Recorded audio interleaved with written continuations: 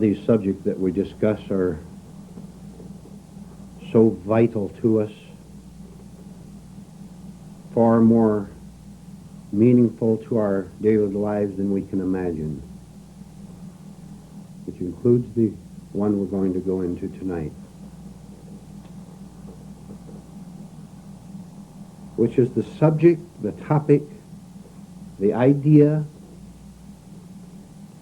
of standing all alone.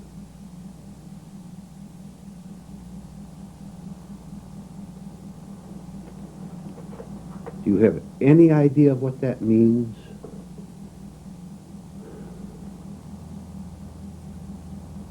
When you have gone through dozens of shocks and hurts and confusions and turmoils and bitternesses and resentments and hatreds properly instead of improperly, which you have done up till now, then maybe you'll catch a glimpse of what it means to stand, and I want to emphasize the word completely. Totally all by yourself in this world. First of all, let's get our level straight. You can't be dependent of the man who grows potatoes, or of the woman who makes dresses, or the man who works on the electrical circuit of your house. Obviously, we're very much dependent on each other for these daily needs. So we can get those out of the way, that we need each other very much in that.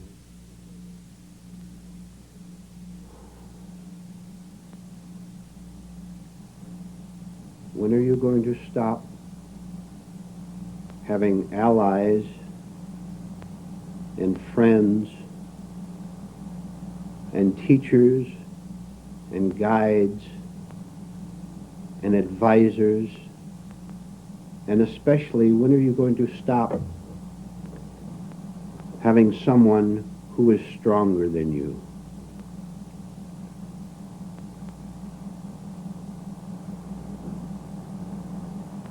See, look, unless you are standing all alone, psychologically, spiritually, do you want to use that word? Unless you're standing all alone, you will never know the truth. You'll never know what it means to be unafraid. You'll never know what you could have had you started out, and I'm going to give you some ways to start out a little later. You'll never know what it means to be yourself.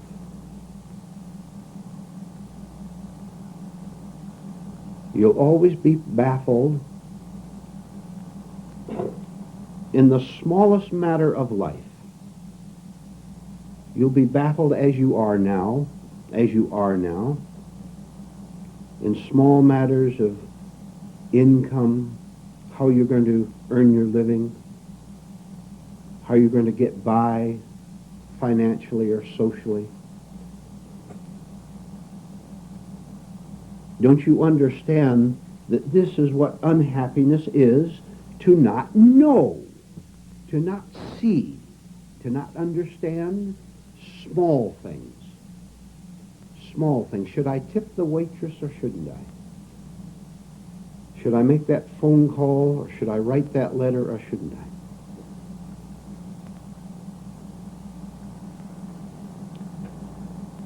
And the worst friend, quote marks, the worst ally, the worst authority we have, look where it is. Right up here.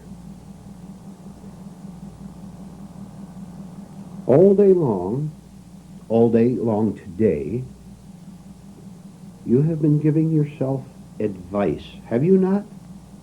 You've come across one situation after another where you have to make a decision of some kind.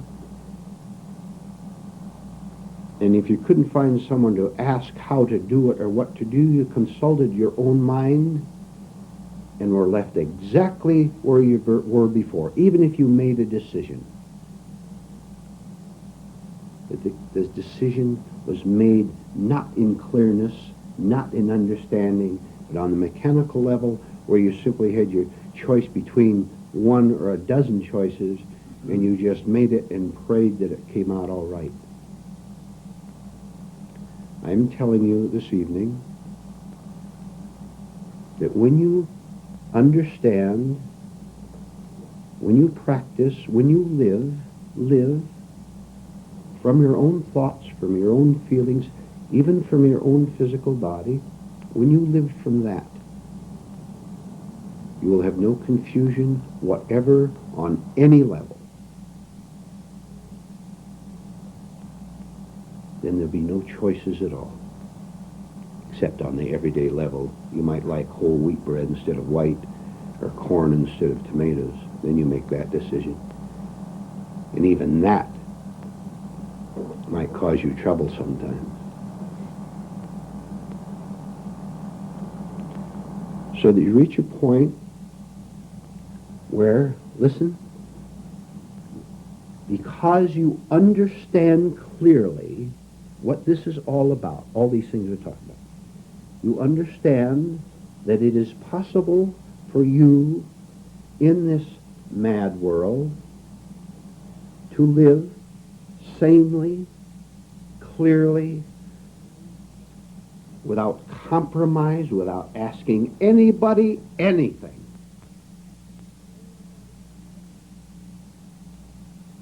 You understand, do you not, that as long as you continue to ask someone about these things, I'm not against asking questions. We're not talking about that for now.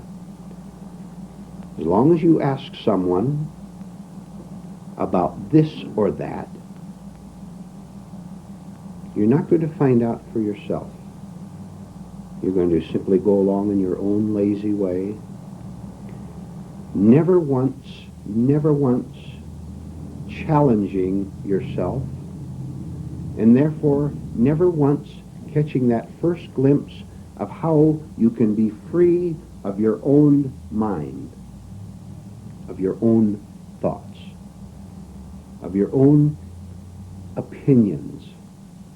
What a marvelous thing it is to be free of my own convictions, my own beliefs.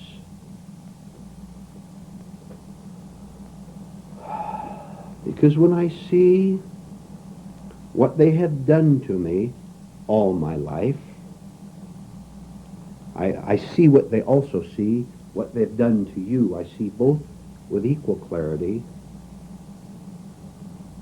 And because listen to this, because I'm no longer consulting my own sickness, I'm no longer consulting my own neurosis, I no longer consult your neurosis, your sickness.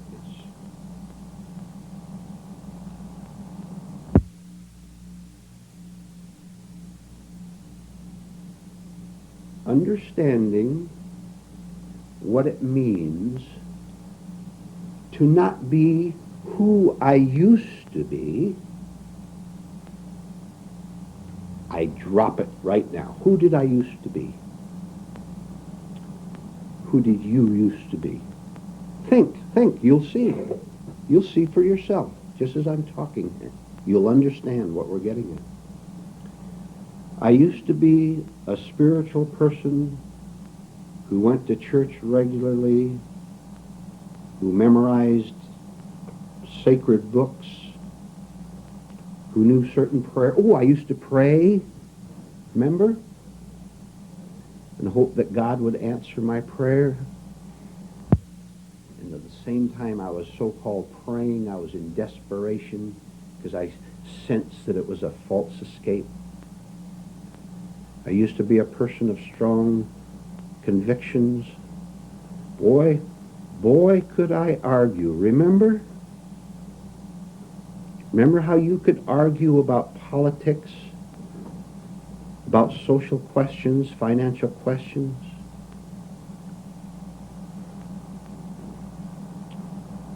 And you never once noticed the hard, neurotic tone of voice, your cruel manner, your out-of-control emotions, your stupid words, and your hell. Did you? You didn't see it, did you? This is because you were still someone. This is because you, quote Marx, knew who you were. This is because you, quote Marx again, had the answers.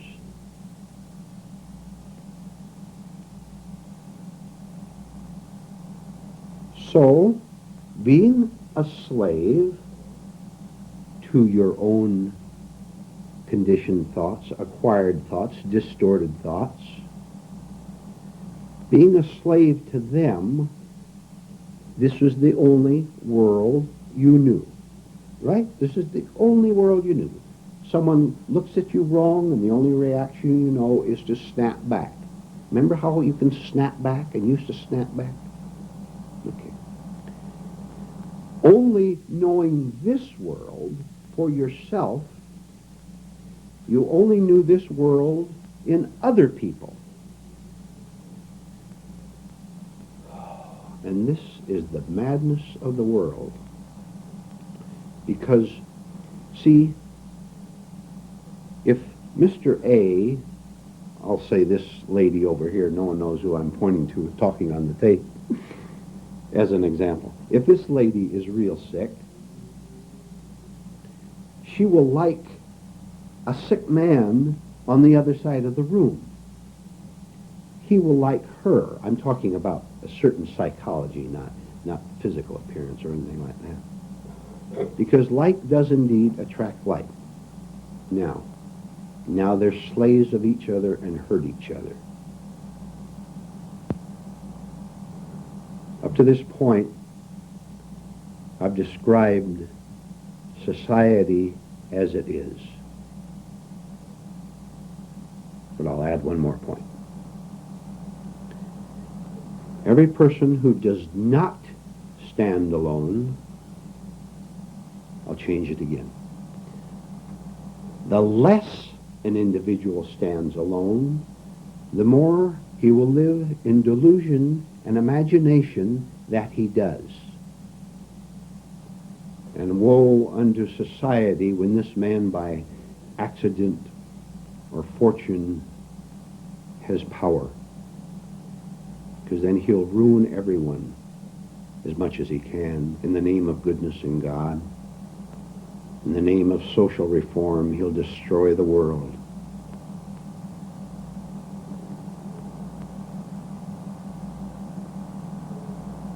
This is the way the world is. Have I described you individually in any way? I have I not?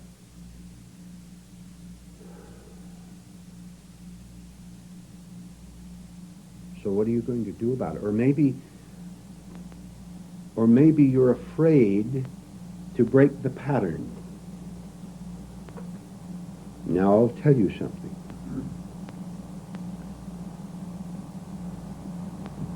Listen. There is no fear, no anxiety, no doubt whatever in standing alone, in really standing alone, honestly standing alone, which you will know when you have it. There is apprehension, hostility, anxiety when we live in imagination of standing alone. How many people have you heard remark, "Oh, I have an independent mind. Nobody tells me what to do." Similar statements. The very saying it, of course, is a denial of their independence, or they wouldn't have to say it in the first place.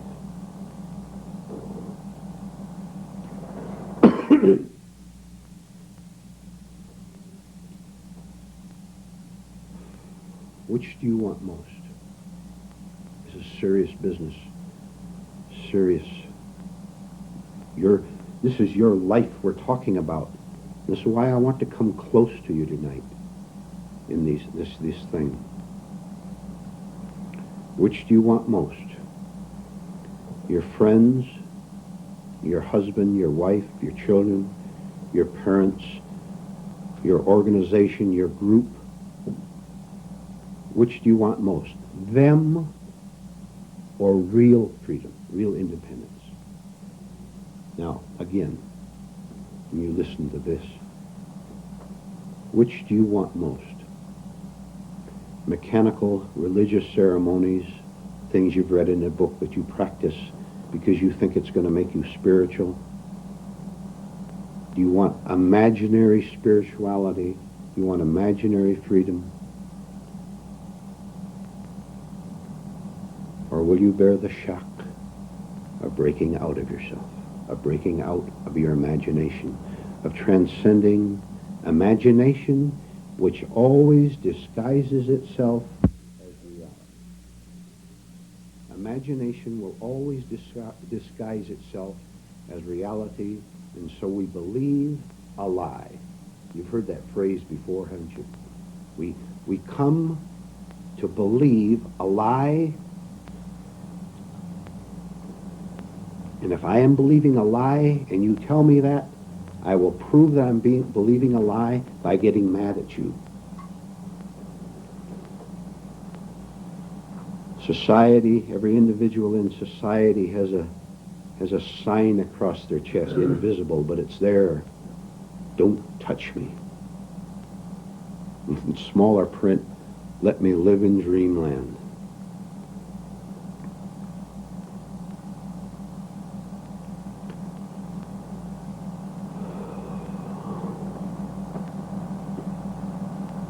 Now I'll tell you something else. This might sound, you might get several emotions from what I'm going to tell you next, but it's quite necessary to do this, and very healthy and very good and very cheerful, very everything that is good. You may get a feeling of a little bit of shock, or a little, you might even think it's funny. The person sitting next to you in this room, whoever he or she may be on either side or in back of you, in front of you, the very person sitting next to you in this room could be the one person who could keep you most out of this inner kingdom.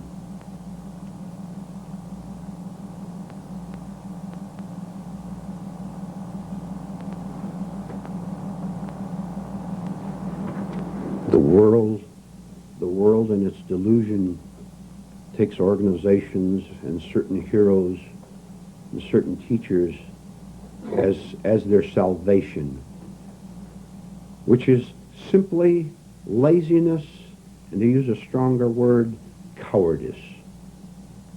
If you follow any religious teacher, I must tell you, you are a coward, and you'll never find yourself. If you think any man is a great man,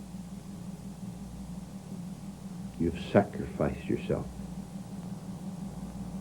I'll tell you when you can know a great man. You understand the term I'm using that in? When you were great.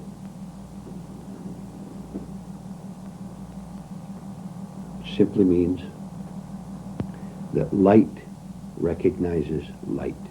And in that there's no boasting and no superiority, but simply a recognition, and a very, very quiet recognition.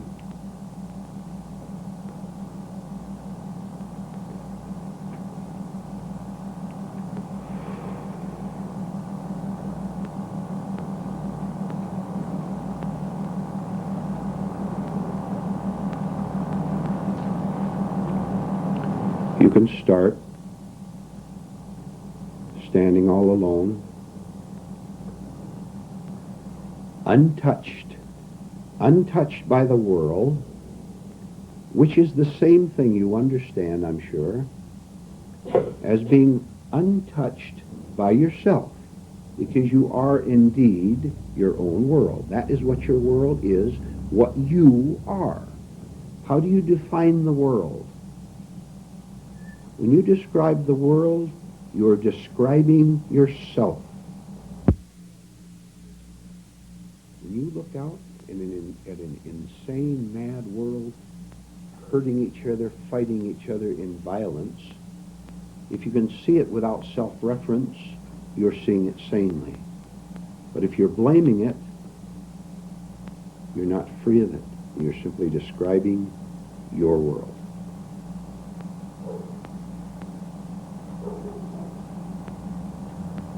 If you are angry, openly or secretly, suppressedly, or resentment, see, I want to use synonyms, otherwise you'll sneak out of it and say, I don't get angry. That's because you've used another word. You're resentful or hostile. You're doing the perfect thing for keeping yourself standing with the mad mob, which will destroy you with one word, which can destroy you with one facial expression, because that angry look is still in you. You start tonight. I'll give you a little project to work on. Then we have something else to work on a little later after the break. You start tonight to make small decisions for yourself. And don't you dare say, I already make all my decisions for myself. You have no idea how Mama is still making your decisions for you. How Papa is making them. How that 6th grade school teacher is still making them. How society as an organization, one kind or another, is still making your decisions.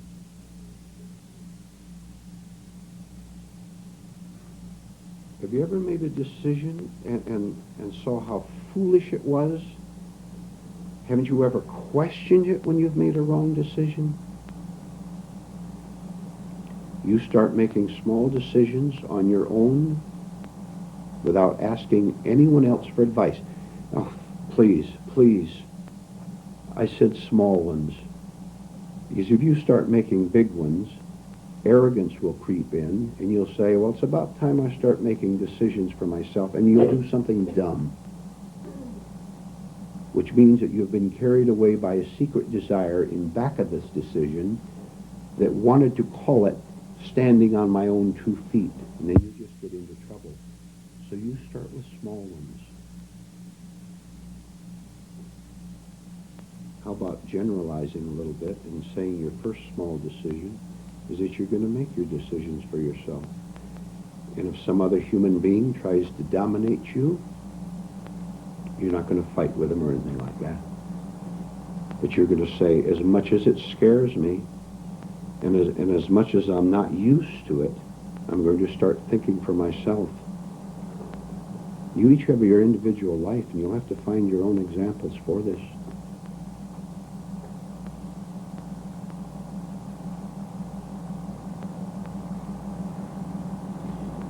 You start to observe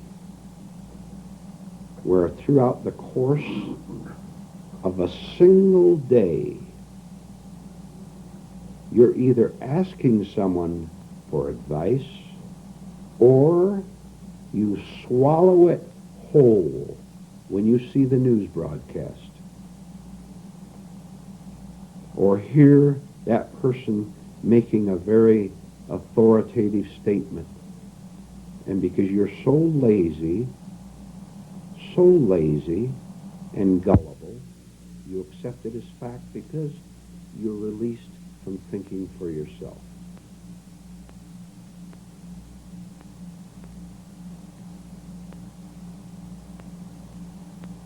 Start making the decision tonight that you are not going to be the cause of your own unhappiness anymore, because you do it to yourself. I do it to me, and nobody else. How many times have you been told to rise up in emotion and refuse to let any other human being hurt you, influence you, con you, sweet talk you, promise you, reward you, punish you, etc.?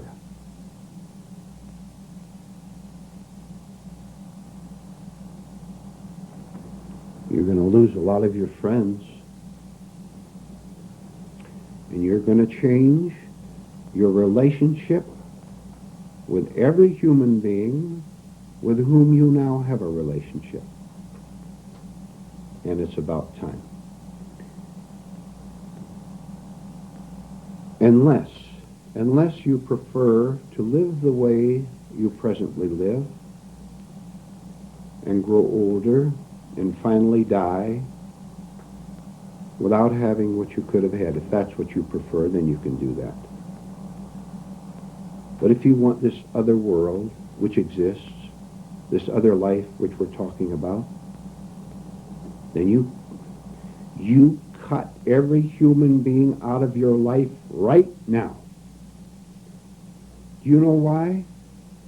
For one thing, so that you can be a decent human being to this person you have a relationship with.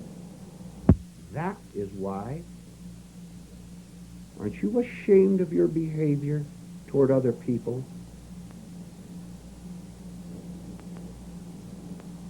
What right do you have to spread more cruelty in this cruel world? Don't you have any conscience at all?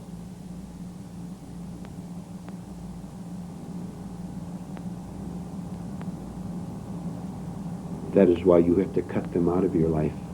Do not listen to them anymore, so that you can begin to stand on your own and become a real human being who will then not hurt your wife or husband anymore, or your children, or your employees, or the stranger who you can make a sarcastic comment with, to, in the car or on the telephone, because you know that you'll never see him or her again. And no one will ever know that you made that cruel comment. Or thought, that vicious thought.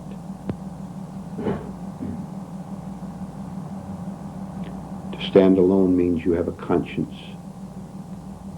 That you're a decent human being at last. And that's what we're aiming for. And that's what we'll do. We're going to do something quite interesting now for the last half, which is to try to make a certain connection, and I'll explain it just as clear as I can, but you'll see as we go along.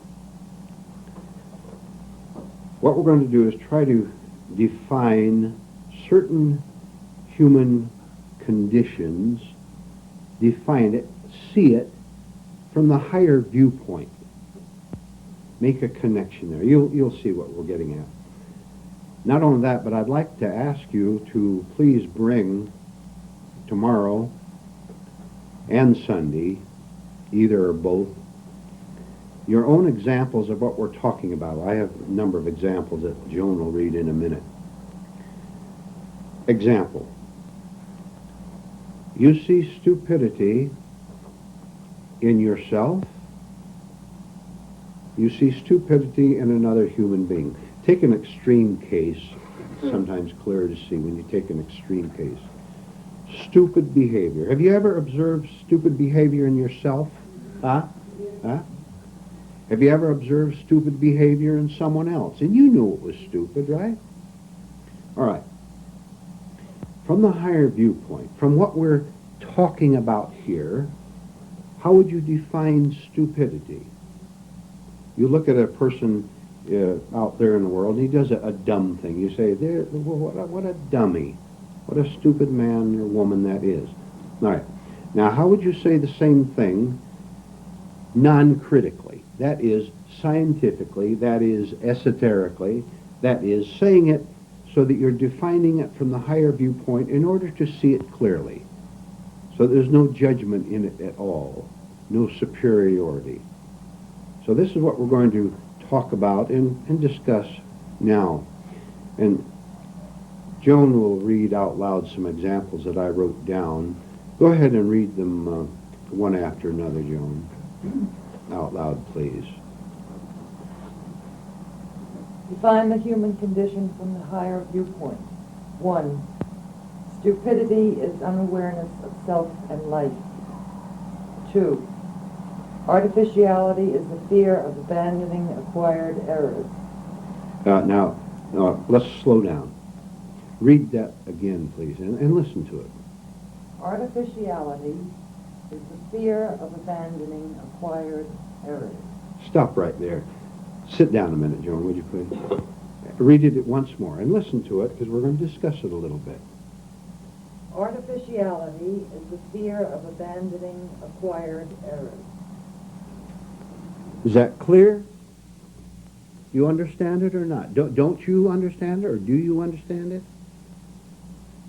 What keeps artificiality in place? First of all, are you aware of yourself when you're being artificial? No? Then that's where you have to start, obviously. Trying to make an impression on someone, which does not mean you go to the other extreme and displease them or something like that. Read it again. Artificiality is the fear of abandoning acquired errors. Boy, I'll tell you. All right. You're not aware of your artificiality, some of you say. Can't you just watch, for example, your physical manner, the expression on your face? What are you trying to tell me by your posture, for example, which you may be quite unconscious of? That would be an artificial behavior pattern. All right. That will keep errors in place because they're connected, because I'm trying to tell you who I am, that I'm right, or if I get angry, I'm keeping my artificiality in place. And I'll do it again tomorrow. And I'll do it the day after that. Because I have not caught the artificiality red-handed and dropped it as not being really me, which it is not. It's not me at all. This is the imposter that makes me tense and miserable and afraid of you. And I'm not going to live that way anymore.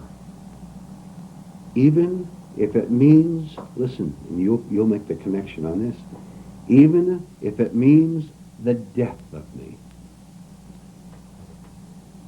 And if there's anything we're striving for in this group, it's the death of, quote, me, which is artificial personality. Read the next one, third one. War and violence are actions of the unconscious masses. That's the definition of war from a higher viewpoint, isn't it? Read it again. War and violence are actions of the unconscious masses. All right, you tell me, can a conscious human being physically attack another human being, or could he be part of a war, cause a war? Yes or no? Can you be conscious and slaughter other human beings? Yes or no? Can you? No. No. Then people who fight wars, who start wars, are unconscious human beings, right? Therefore, they are their own punishment, right? Therefore, they will lie about the cause of war, right? Always lie about why they must destroy the next nation, right? 4, I think it is. Stubbornness is ignorance masquerading as willpower. Stubbornness is ignorance masquerading as willpower, and we got Dorothy on that one. Stubbornness is ignorance masquerading as willpower. All right, now you've seen examples of this, have you not?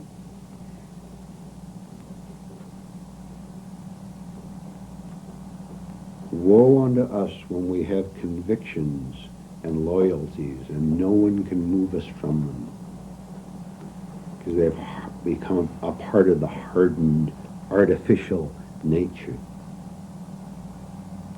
Oh, do you have any idea, I don't mean this to discourage you, but to enlighten you. Do you have any idea of the suffering that we have to go through to crack this hardness that we have, that we don't even see?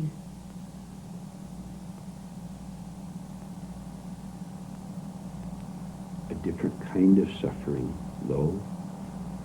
Suffering which we are intelligently using to put an end to both the hardness and the suffering. You should welcome hell,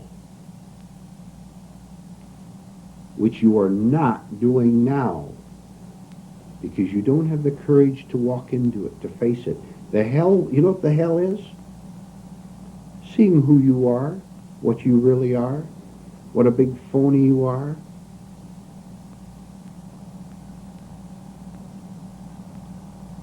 So that we can destroy the phoniness that has been torturing us all these years.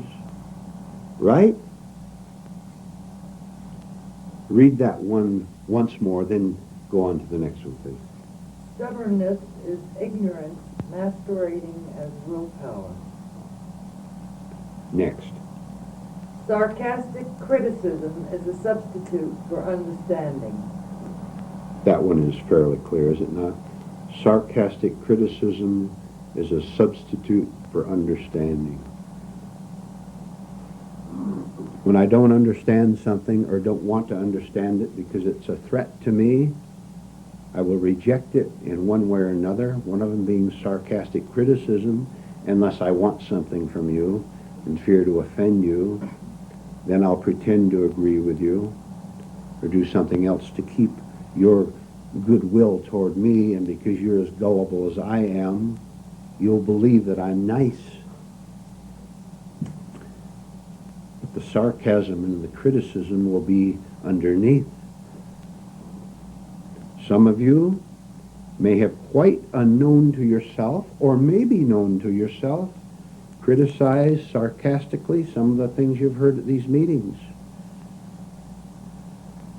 That was your defense, and that was because you're afraid. You're afraid that the truth is going to take away your artificiality. Why don't you let it? Why don't you let it? So the nightmares will end. And the madness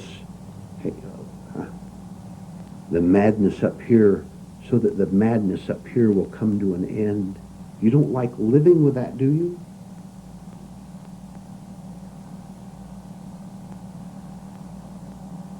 Nothing bad can happen to you as a result of dropping all these hardened concepts, ideas, which make you who you are.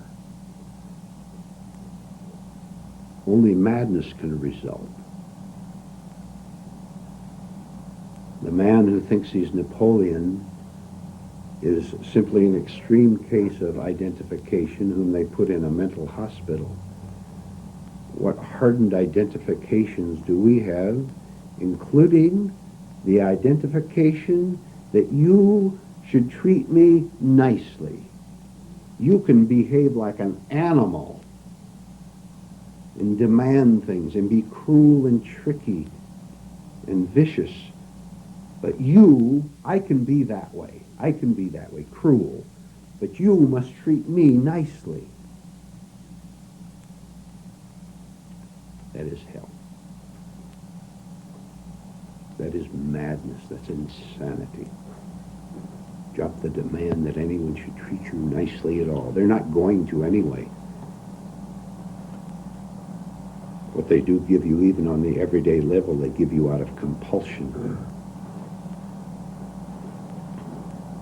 or out of trading, or out of mechanical goodness. A person who is mechanically good is a person who wails over the hungry, who wails over the poor, who cries for the downtrodden masses. That man, that woman is sick, and that man or woman is the cause of the masses being hungry and downtrodden.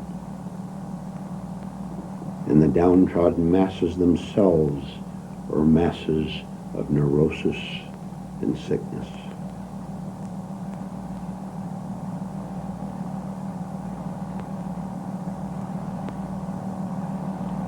Read the next one. Repeated mistakes are a refusal of something higher than the mistake-making human machine. Again, please. Repeated mistakes are a refusal of something higher than the mistake-making human machine. Clear? Read. No, Joan? Yeah, read the next one. The next one. Perseverance is the sensing of being on the right road at last. Now, isn't that a nice cheerful one? We have a cheerful one among all the other hard ones. Read that again. Perseverance is the sensing of being on the right road at last. Which is the beginning of standing all by yourself, free of everyone. Because now you're not standing alongside anything, but you are being the truth itself. And that is not standing, that is division. If you're standing alongside truth, there's you and truth. When you sense that this is right, this is the beginning of self-unity, the beginning of the ending, as Fred talked last week, of all these multiple personalities inside of me. Beginning of there being just one thing here, and therefore nothing opposed to it. Not this mad world, not being fired from my work, not growing older. One thing, and therefore nothing opposite to it. Therefore no contradiction, no self-division, no hypocrisy. Therefore essence. Therefore no conflict. Well, what's the number of the next one? 8. You read 8. Evil is anything unconscious that should be conscious. Evil is anything unconscious that should be conscious. Therefore, that expression on your face, which was negative and you didn't see, is evil. Because it was unconscious. Do you understand? Because it was against you. All evil that I have in me is against me. Because evil is one thing. Evil is unified two. I'm angry, I burn me, and I hurt him. One thing. I destroyed in me, I cease to hurt him.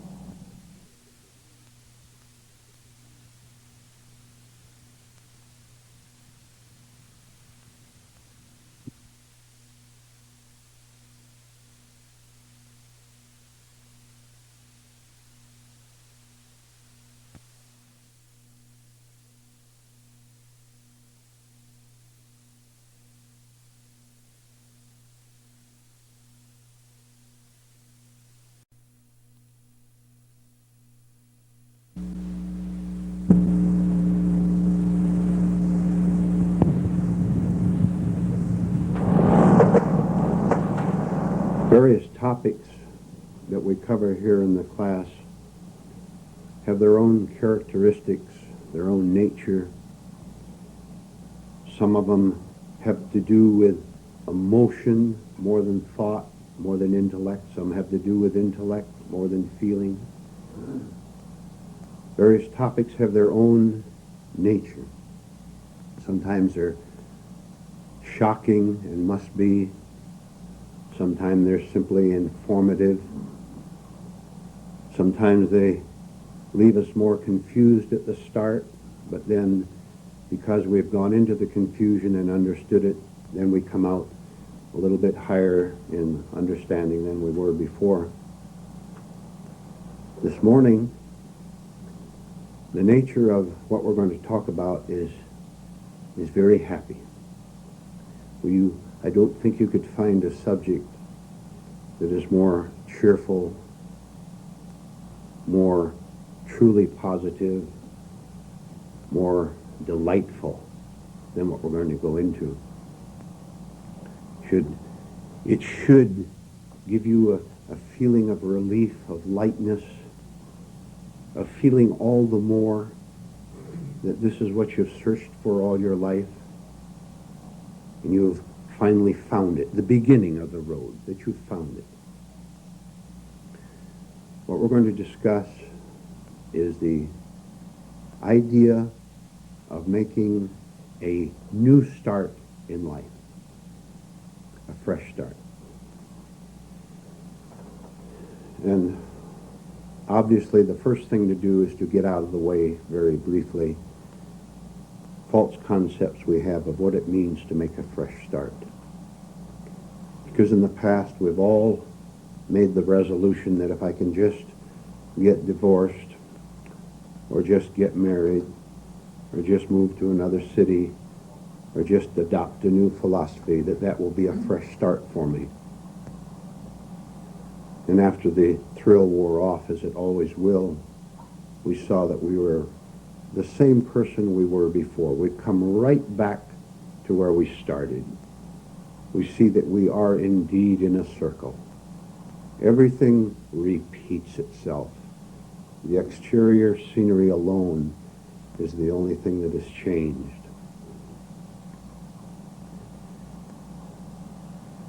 Which, because we failed to take that end of the road properly, we go into despair and therefore further increase the treadmill. Become harder, become less flexible, and less able to get out of it. So we'll discuss this morning what it really means to make a fresh start, which you should know by this time is always something that is internal. That is, it comes as a result of you, of me, turning my attention inward, not egotistically, not to put my attention on myself so as to keep my old habits intact, but to begin to dissolve them through understanding the whole process. Each one of us in this room, thank heaven, can indeed, in fact, make an authentic, fresh start in life. We could have done it 10 years ago had we understood the things we're going to understand this morning together. Or you can do it as you're sitting here in this room. You can do it before the break, before you leave here. You can make a fresh start in the first small way. How?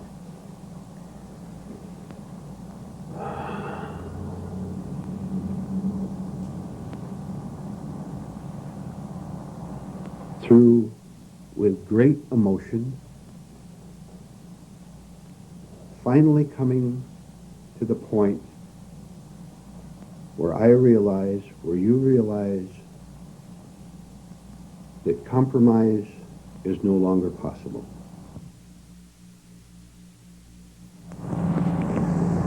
That compromise is no longer possible. Which means I am going to have to see, without any question about it, as much as it scares me, and it will scare me, that truth, reality, God, cosmic consciousness, use what term you want, will absolutely not bend to my neurosis.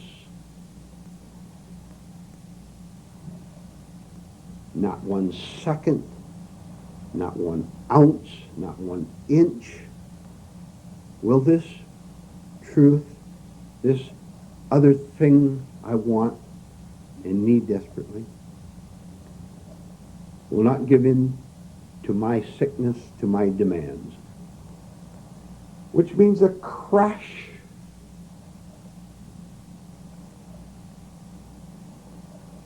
It means a terrible fear of self-destruction.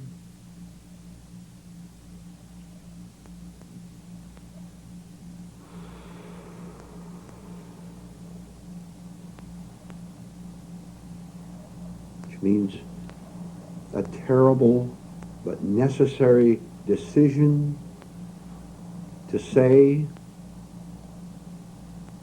God help me, understanding that truth will not compromise with me in any way at all. It will not bargain. It will not plead. I have to stand right in front of it and let it, truth, God, operate on me as it wishes and as I need it to do in order to restore, to find mental health, spiritual health.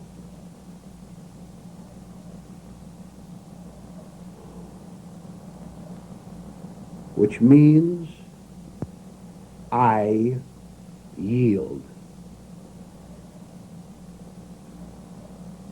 Which means 10 times as much fear in me as I ever saw before. Because I sense this is the end of me.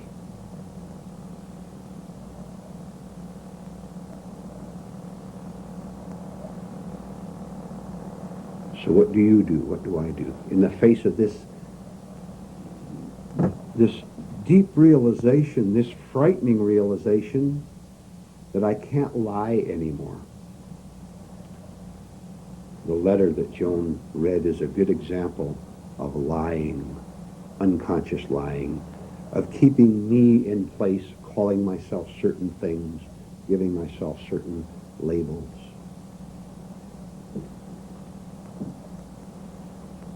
What a horrible position I'm in, right? Thank heaven. Boy, talk about a cheerful topic. This is it. That I'm forced at last to come to the end of my self-deception, which I've unconsciously labeled courage, conviction, standing up for my rights, and all the rest.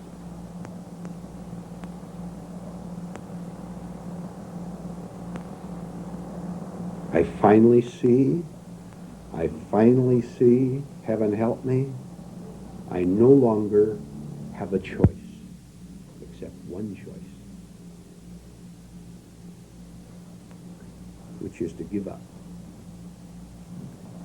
Completely give up. Which means the beginning of the battle of my life. Talk about your struggle in the outward world to establish a career or to become someone or to get a home and a family with a nice wife and husband and Thanksgiving turkey on the table. Talk about all your scheming, which it was, by the way, and planning and compromising to get that. That is nothing at all compared to what we're going to go into now, because the internal struggle must be done all alone, as we talked about last night. You can have so-called allies in increasing your business for becoming rich or famous. You can have all the allies and friends you want out there, because evil gathers together to accomplish their earthly aims. You're all through with that if you want the other thing we're talking about. Being internal, it is individual, personal, and you're all alone. Not only do you have a new kind of what you call horror, but you have to face it all alone.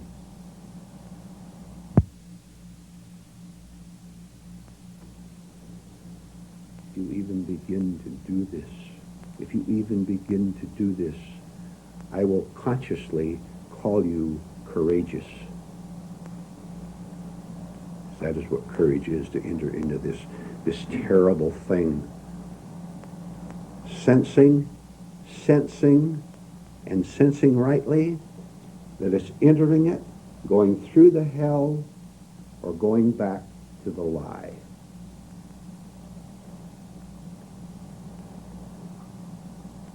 Now, see why this is so nice and so wonderful?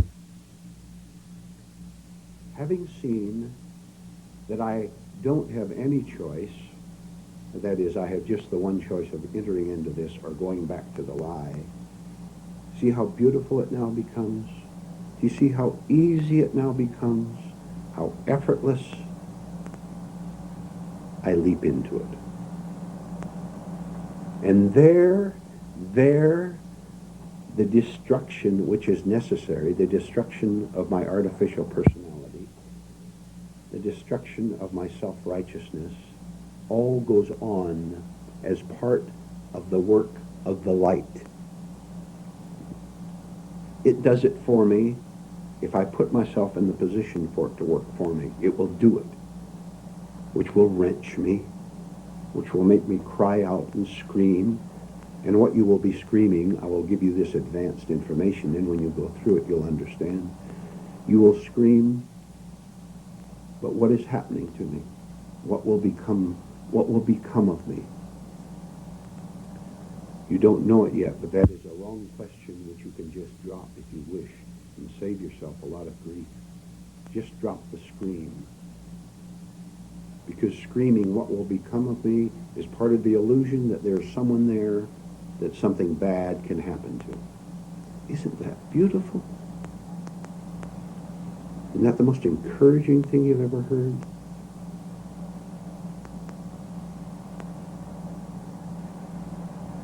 That all the fight, all the struggle is unnecessary.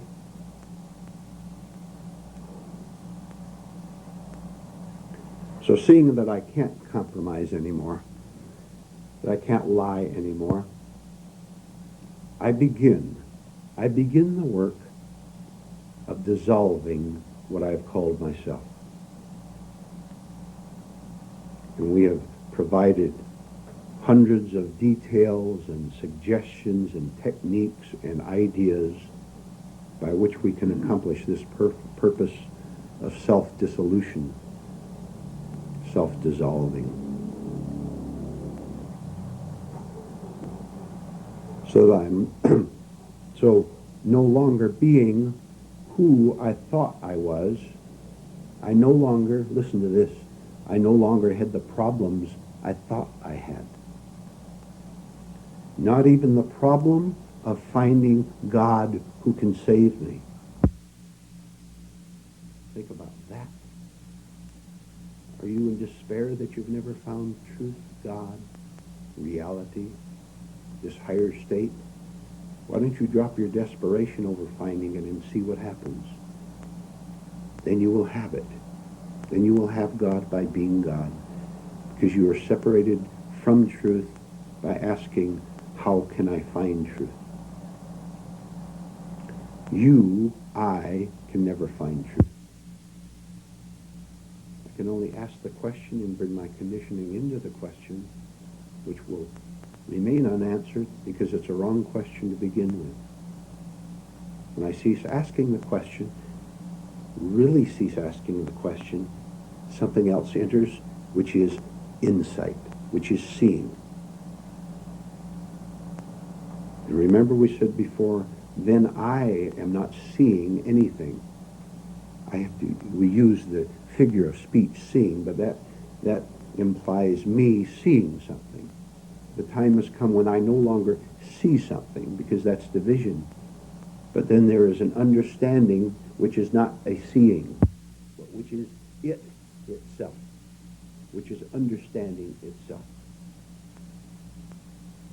which is purity and non-division.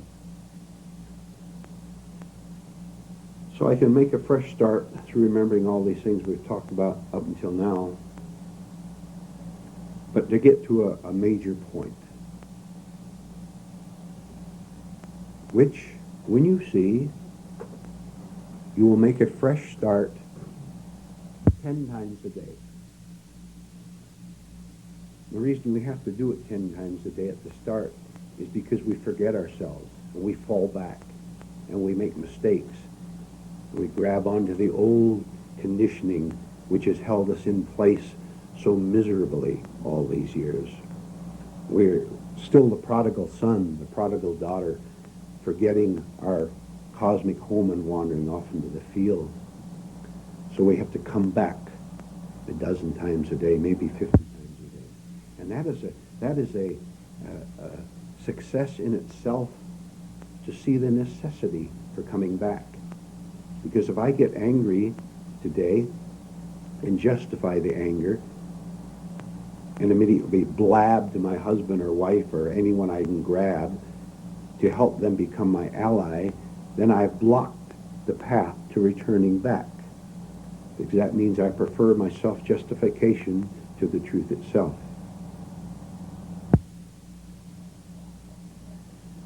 What blocks me from coming back is ordinary thought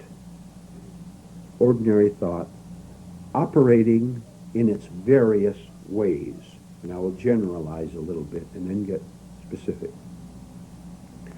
What prevents me from making a fresh start right now is the interference of ordinary thought operating in its various ways.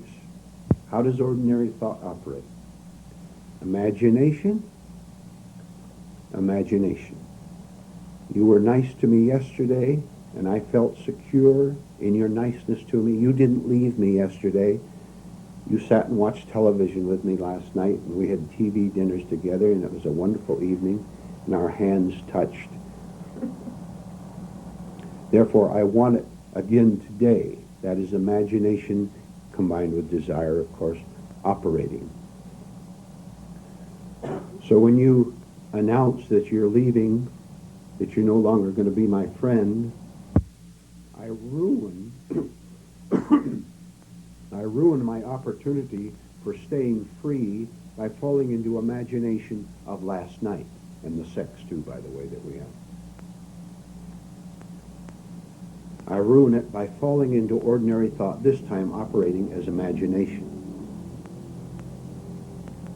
which is also thought operating as memory, which is also feeling operating and wanting the same thrill again, which is also a fear of losing what I've called myself, because that was a pretty nice night last night, wasn't it? Especially after the 2 drinks,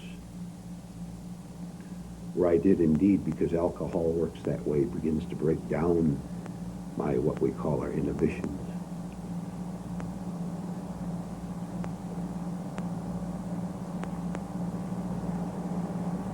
When I can detach myself from any form of ordinary thought, when I can drop it, that is the fresh start.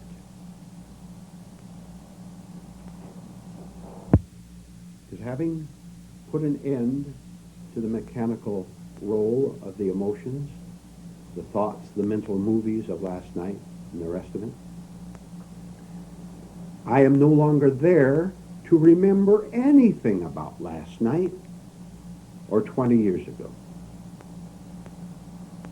or tomorrow. I am not there at all, am I not? Am I not absent? Because I exist only in ordinary thought. Ordinary thought always says I, or me, or you. Without that, I'm not there. Therefore, I'm free. But that means the death of me, doesn't it?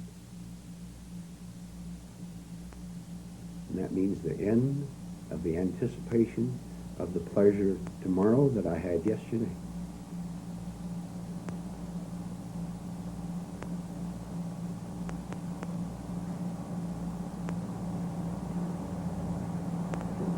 I said about 5 minutes ago that when we enter into this deeply, the one great terrifying cry that we have, which is unconscious, by the way, you don't even know you're saying it.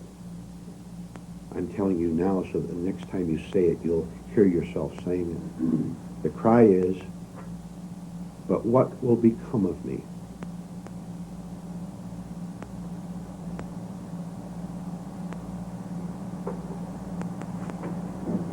Drop the question and find out. You'll find that the question, as I said before, was a wrong question.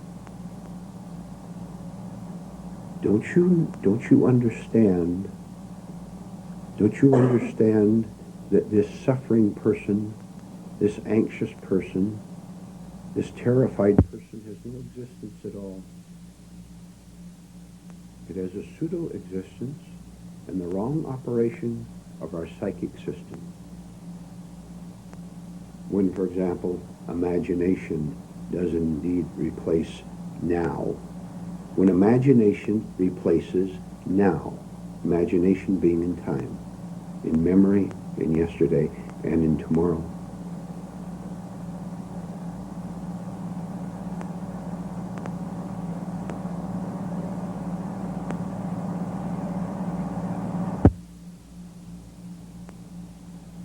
I mentioned before the break, or before the meeting,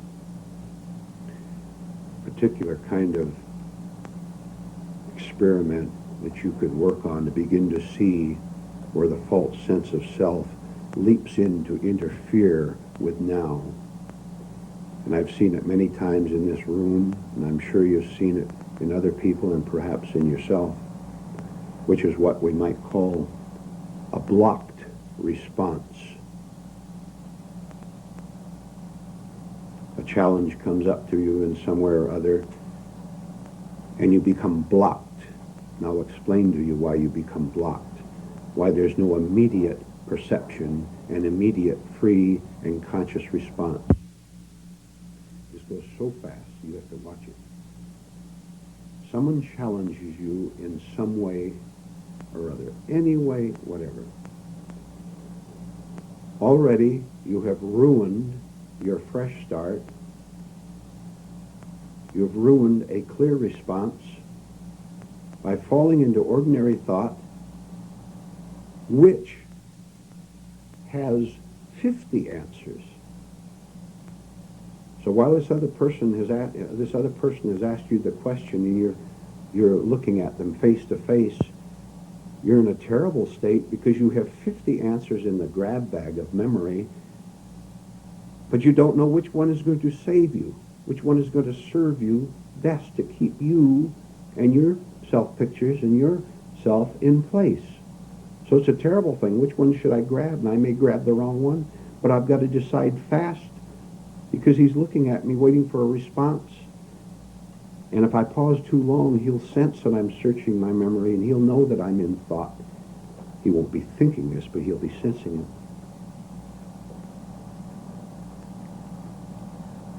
This is what is known as needless self-concern. Why don't you stand there and leave the time open? Leave a blank space in your mind. Instead of grabbing for this indignant response, self-centered response, tearful response, bitter response, mechanical response, the whole thing. Why don't you be so alert, so attentive to yourself that you're able to block it in a new way. That is, stop the response, the habitual response, from coming up, which is your fresh start then. So that the stage performer, the dramatic stage performer, the actor or the actress does not leap on stage, but just stands there, letting the audience do whatever it wants to do without any concern, whether it's going to throw tomatoes or applaud. Whichever happens, you will take both of them consciously without falling on you, because you are not there in the situation. Because you have understood at last that when you are there in the situation, there's tension and anxiety and self-defense and offense and plain old misery.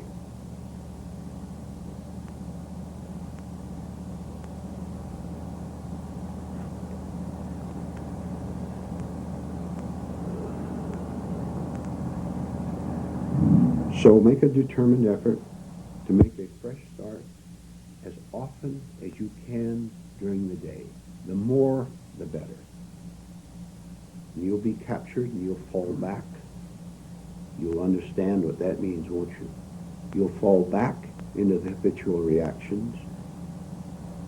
But the minute you do, the minute you blunder, you're not going to make a mistake on top of that by condemning yourself. You're going to see it and refuse to respond in a blunder to your blunder. You're not going to pile one mistake on top of the previous mistake, which is breaking the mechanical flow, which is the fresh stuff.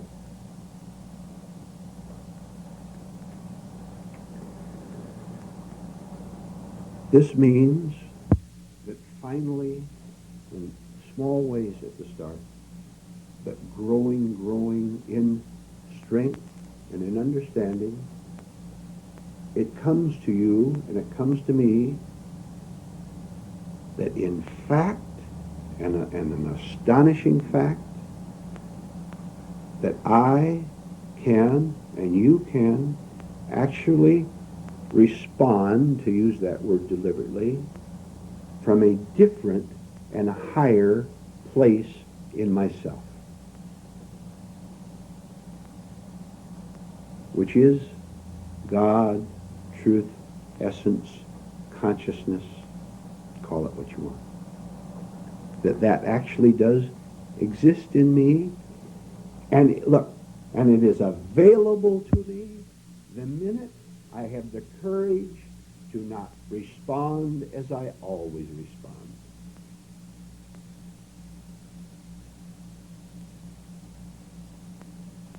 Which means I'm going to have to slow things down so I can catch it. I have to look at me. I have to look at me the minute I say something, the minute I feel something, the minute I do something. I have a contact with you. I have to be watching at the same time I'm talking with you, so that my attention is indeed out there and in here, which means it's not divided, but I'm seeing the whole of it, which means I'm not going to react wrongly if I see it fully, wholly. Because truth, with a capital T, does not make mistakes, does not fall into despair. I do, but truth doesn't. Wouldn't it be nice to live that way? Wouldn't it be nice after all these years of struggling, of hating, of bitterness, of concealed confusions, not knowing what to do about finances, about sex, about home life? Wouldn't it be nice to know that the entire thing can be cleared if I'm willing to do what is necessary? And what is necessary is for me, for you, to cease being who you have always been.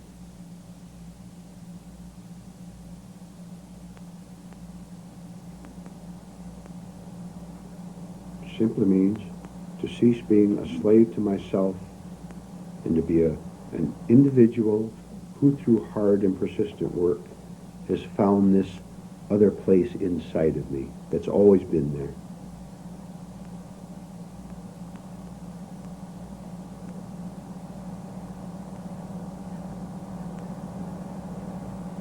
One final word, then we'll stop.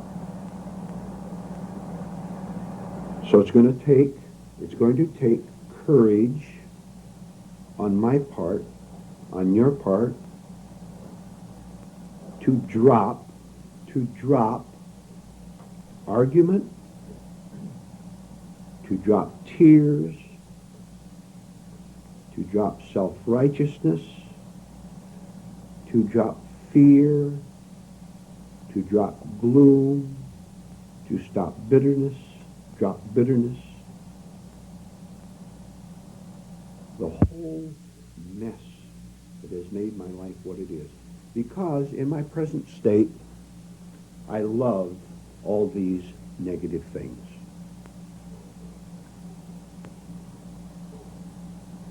So we're going to start loving something else. Can you look what an incredible situation it is that you and I, up to this point in our lives, along with the rest of humanity, get it, have loved our misery. That's the way you have lived. That's the way I've lived. That's the way humanity lives. Loving their misery. Effective as of this morning, we will stop it.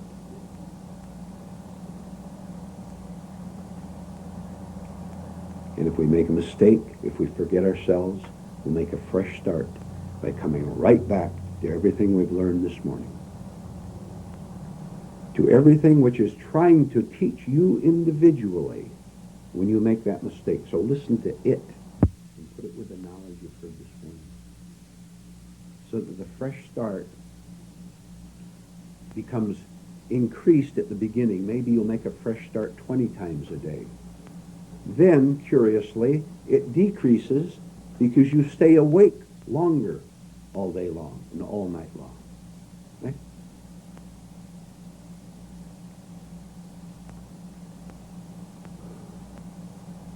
So we see what is happening to us. It becomes very clear that something new is happening inside. And then you'll come to meetings every night of the week, if we had them. And you'll read every day, you'll work hard every day.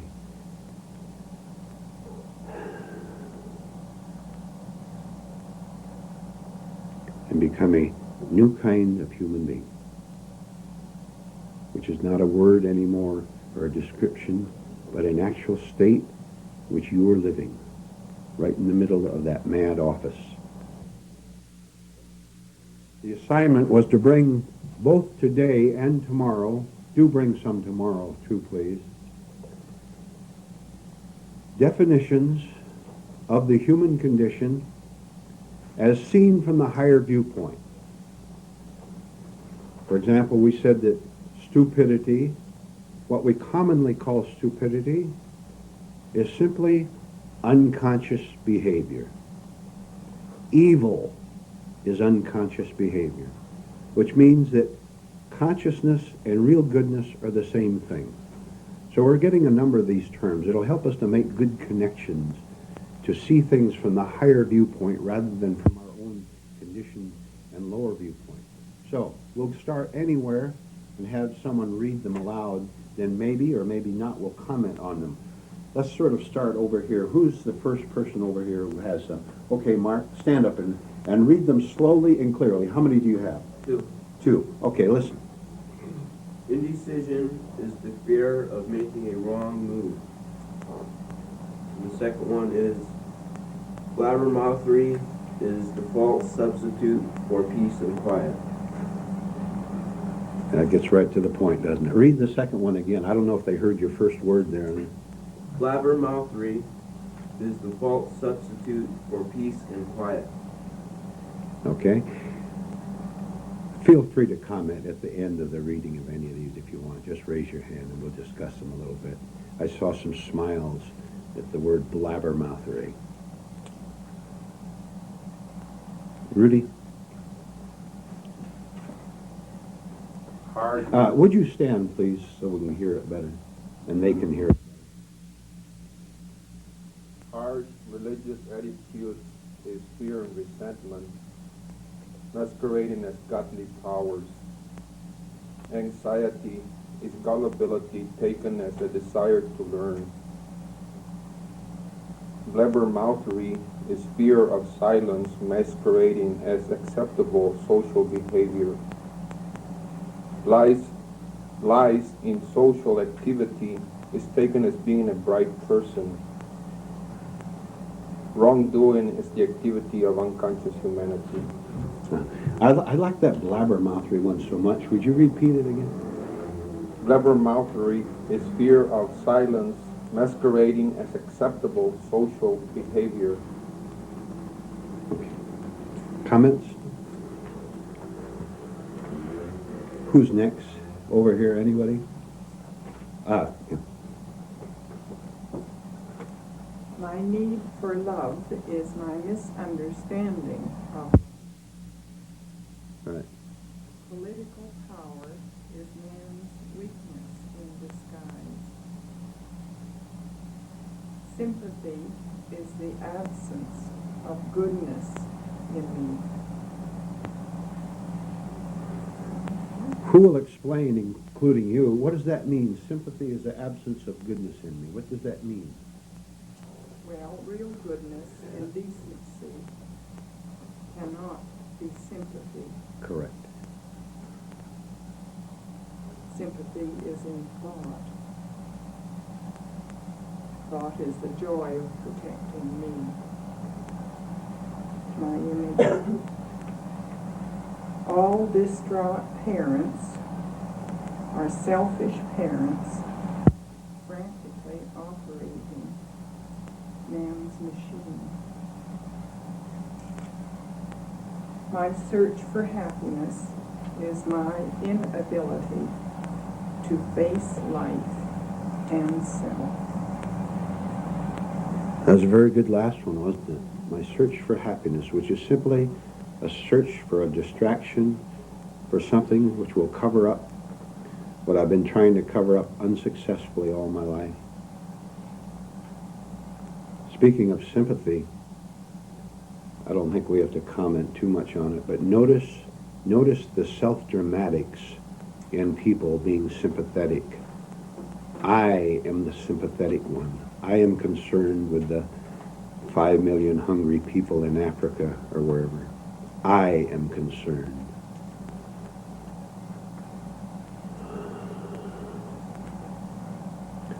Let me see a hand, please, so I'll know. Okay, there. I have labeled these examples of stupid behavior, which perhaps isn't directly in line with the project. But to require, number one, to require that labels always be placed on ourselves and others in order to identify our acquired personality and make these false selves feel comfortable. And in exercise, meet new people without applying these labels and bear the discomfort. Number two, reacting negatively to negative situations, which supports a false I by giving me an emotional kick, in quotes, and reinforces that false I. Exercise. Observe all my negative reactions and feelings. 3, criticizing others under the guise of helping them see their falseness, when I really get a feeling of superiority from doing so. I am feeding my ego to be true criticism, I must feel no emotion, just detached observation. Each time I'm caught up in criticism, stop and closely observe my own inner feelings. Is emotion present? Do I recognize the same fault in myself? Cat. Yeah, very good there. Hurt feelings are caused by images I must hold in place. If I am angry, I am asleep. 3. Any label gives a false feeling of life. We've talked a good deal about putting labels on ourselves. To the degree we do that, we'll put the label on the other person too, which doubles the problem, doesn't it? Because we want the other person to be the way we, in our labels, need them to be. I am a weak, wandering, suffering sinner, so I put the label God, a religious group, put a label out to a group of people and say they can save me. It's all very confused in my mind, but I'm so desperate that I'll put a label on you in order to give me the pseudo-security of believing that. So my labels, the labels I have on you, are just as dangerous as the labels I have on me. In fact, they both operate together. When I have no labels on me, I don't give you any, which means I'm seeing you clearly, whatever you are, because now I'm seeing myself clearly, whatever I am. Connie?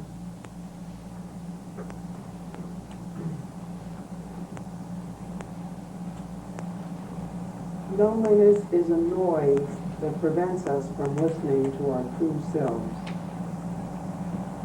Authority is the sheep who wears the clothing of a wolf and believes he is a wolf. Comparison and envy keep the delusions of a separate self in place. Read the first one again, please. Loneliness is a noise that prevents us from listening to our true selves. That's pretty good, calling loneliness a noise, isn't it? Which it is. Look at the anguish, the noisy anguish in feeling lonely. Pretty good. Who else over on this side has something? You raise your hand, so I'll know. All right, we move, Dorothy.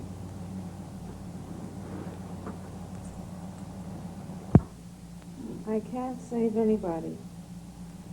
I must allow another human being to suffer what he has to suffer in order to grow. Second, to allow another to use me for comfort only keeps him or her asleep. The next is, woe unto whoever fails to respond to another's flattery. Fine, fine. Ponder for a minute what I'm going to ask you. Just deliberately delay the response. And then answer, please, by a raise of your hand. Just think about it. I'll give you 2 or 3 seconds to think about it. Then raise your hand in connection with something Dorothy just said. How many of you suffer from another's suffering? Try to see this much more deeply, and you will see, of course, that your suffering is totally false. It has nothing to do with helping the other person at all.